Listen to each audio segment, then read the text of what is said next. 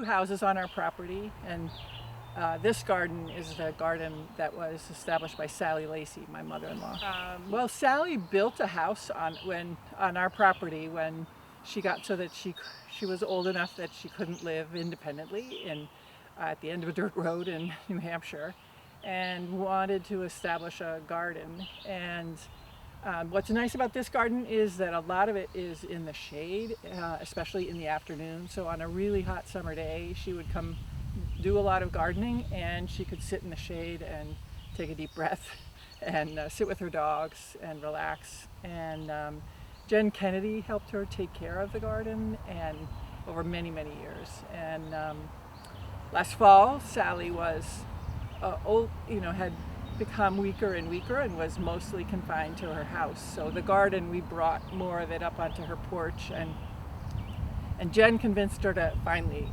join the garden tour. And they joked and said, well, yes, I promise to do it dead or alive. So we decided that we would, when she passed away in October, we agreed that we would celebrate Sally in her garden, even though she's not here. Fun is just to hear people comment about how it relates to their gardens, or things they notice that I might not notice. People only see the front of the house, and so it's interesting to hear people comment about this. Oh, there's open space in the village center is cool to see, and it's always reassuring to hear people talk about the bugs and the diseases and the animals that eat up their gardens too. While there was a whole section where I planted annuals, and then the rabbits came and ate them all up. So, and that's what gardening is. You work out a balance between the birds and the rabbits and what you get to enjoy.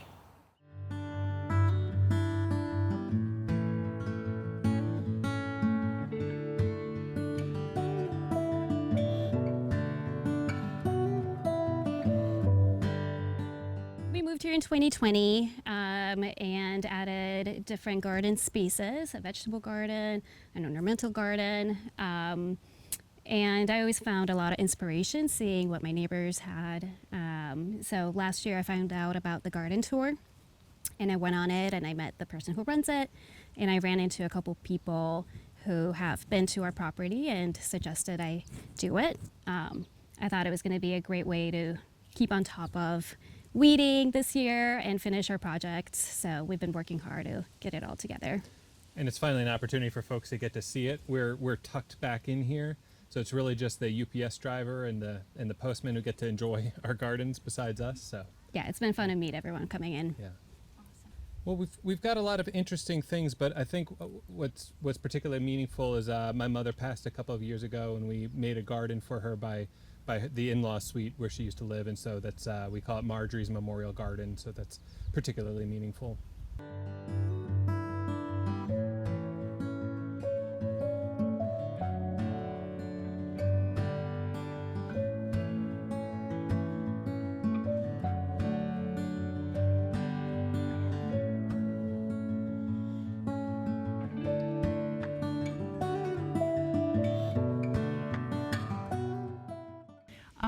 Let's see. Well, I had an email from Emily Alexander wondering if we would be on the garden tour this year.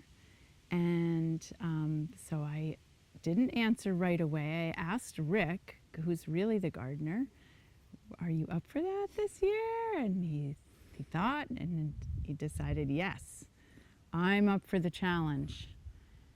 So that's kind of what got us, and I guess there's often an artist that is part of the garden tour too. So that was appealing to me, to just open up my studio to gardeners.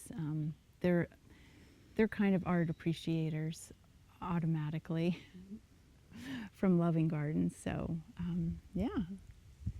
Hard to pick a favorite part. I've been here for 40 years, and it's been a labor of love to discover the lay of the land, and to build stone walls, and to just add aesthetically beautiful buildings that are functional and practical. And I just think that the land lends itself so well to visitation from visitors and folks. It's been a labor of love.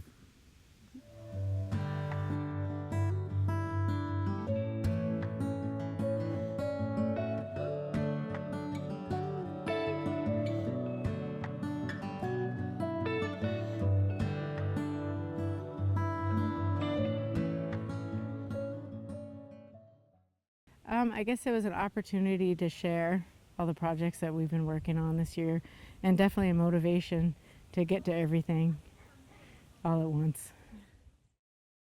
My favorite part this year, I think, is this garden, which we've turned into Fern's Kids Sensory Garden. There's some vegetables and lots of herbs.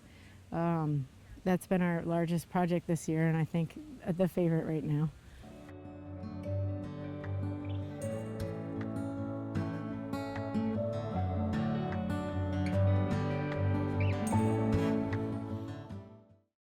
What's special about this garden is that it is created as a habitat for native pollinators and birds, and it is made up of plants that are part of the Vermont ecosystem, and so it provides them with everything they need to thrive.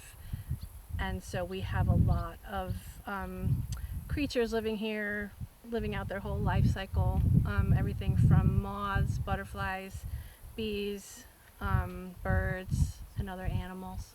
I like sharing the garden, and I like teaching people who might want to do this in their own spaces.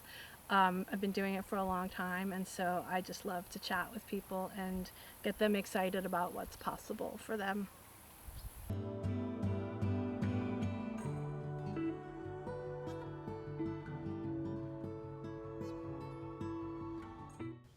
Yeah, so I have a few, and they've multiplied over the years. We moved here in 2019 from Essex, and so there was a big palette here when we moved in. I was excited that there were no gardens, and gave me a chance to develop and make gardens into my own spaces that I just enjoy being in. And then the other gardens have kind of just, depending on like where they've been located, like we have one that reminds me of the Outer Banks on the corner, around the corner. And then below that are some lilies. I really like lilies. And then around the pool, I moved from a small space in Essex Junction. I had gardens there too, but the footprint wasn't quite as big, and so I was trying to recreate Little Iroquois in the back near the pool, and it was just like another very intimate place with lots of flowers and a place just to sit and be away from the crazy world that we have going around. I was working in the what I call is the rock garden last year, and Jennifer Kennedy drove by and stopped and complimented my gardens and said, "Would you be willing to feature your gardens?" And I thought, I said, obviously we're here. I said yes, but I get a little, nervous sometimes with the weeds and stuff, but it worked out just fine. So I felt very honored.